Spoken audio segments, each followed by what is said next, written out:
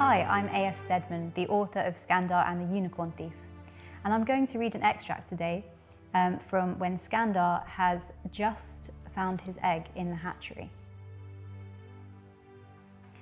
Scandar stepped forward to the second egg in the line of 12. The third and fourth had already gone from their bronze clasps. "Palms down!" cried the president from behind him. 3 heartbeats later, there was a loud crack under Scandar's hand, and blinding pain surged through his right palm. Then, as though on autopilot, blood dripping from the center of his hand, he lifted the egg up out of its bronze claw. It was heavier than he'd expected. Leaning the weight of the egg against his chest, Scandar staggered towards the hatching cell behind him. He could already see cracks spreading across the egg's surface, like ice breaking over a frozen lake. A piece of shell dropped to the floor just as he pulled the barred door shut. The hatching cell was lit by one flaming wall torch.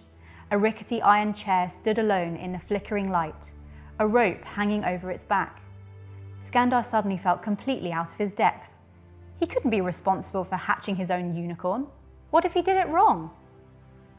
Scandar's egg was quaking in his arms, and his palm was bleeding all over the white shell. He needed to put the egg down, but it felt wrong to let it roll around on the cold stone floor. The trouble was, there wasn't anything soft in sight except, he looked down at himself, his hoodie. Scandar carefully kneeled down. Grateful that the sharp horn was nowhere to be seen, he sat cross-legged, balancing the egg in his lap.